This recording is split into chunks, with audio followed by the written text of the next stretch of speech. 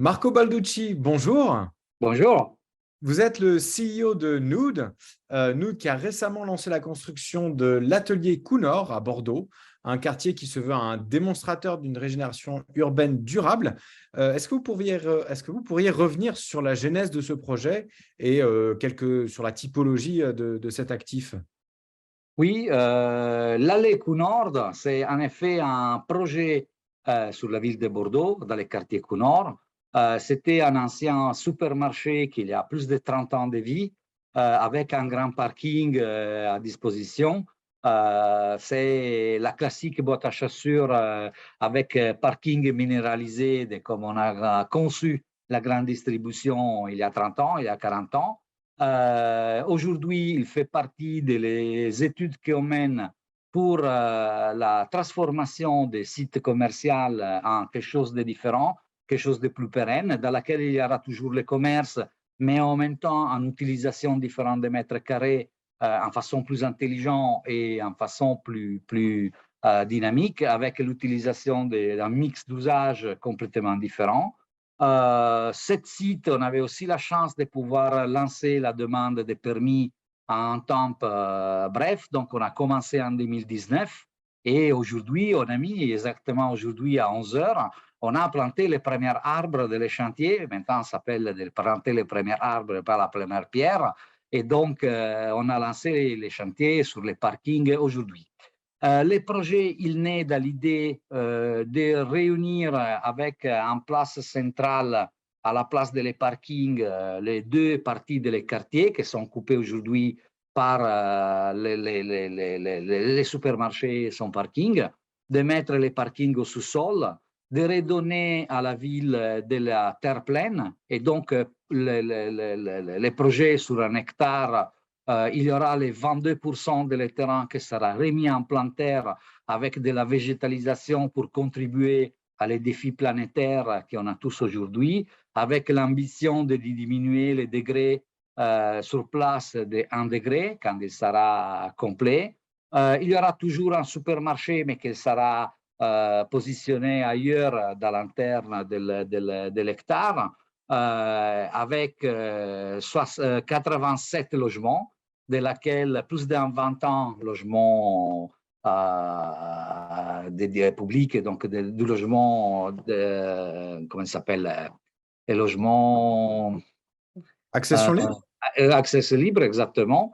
Après 6 000 mètres carrés de bureaux, 3 000 mètres carrés de commerce et tous les services annexes qui peuvent être utiles à les quartiers. Et en D'accord. effet, ça, pour nous, c'est très important, ces projets, parce que c'est un démonstrateur de notre capacité d'écouter les territoires, de construire à quatre mains avec l'autorité, la puissance publique et les parties prenantes des quartiers pour délivrer effectivement un projet qui s'intègre à la perfection sur les tissus urbains. D'accord. D'ailleurs, cette opération que vous lancez, elle porte le label Bâtiment frugal bordelais, qui est un label qui a été lancé, on va dire, il y a peu de temps par la mairie de Bordeaux. Alors, dans quel cadre est-ce que ça s'est inséré dans votre projet qui a été initié en 2018-2019? Et est-ce contraignant pour vous, pour un opérateur comme nous, de respecter ce référentiel?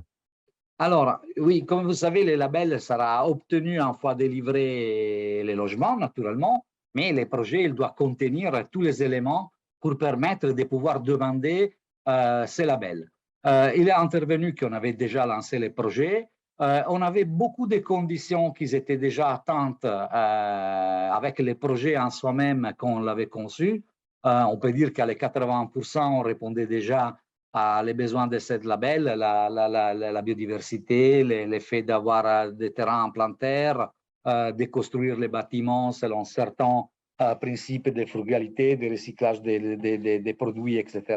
Et on a ajusté au fur et à mesure pour pouvoir arriver aujourd'hui à avoir un cahier des charges qui répond parfaitement à les conditions de les labels de la ville de Bordeaux. Je pense que oui, on peut dire qu'il est contraignant, mais en même temps, c'est à l'heure du temps et c'est ça qu'on doit faire comme promoteur. Aujourd'hui, on ne peut pas se dépasser de tout l'impact planétaire et l'impact social. Et vraiment, nos projets de demain et d'aujourd'hui, ils doivent vraiment répondre à ces besoins de la communauté. Donc, contraignant, oui, mais on doit le faire et on doit savoir faire bien. D'accord. Alors, parlons de manière un peu plus générale et peut-être d'autres projets. Quelle est la stratégie de développement du groupe Nood? D'abord, une échelle française et puis peut-être parler aussi un petit peu de l'Europe. Oui. Comme groupe Nood, nous, on accompagne des propriétaires, des foncières. Donc, aujourd'hui, nos principaux clients, mais pas seulement, mais les principales sont Citras, la foncière qui porte les propriétés des centres commerciaux Auchan, et Auchan propriétaire, donc la partie qui porte la responsabilité des bâtiments de Auchan comme supermarché, hypermarché.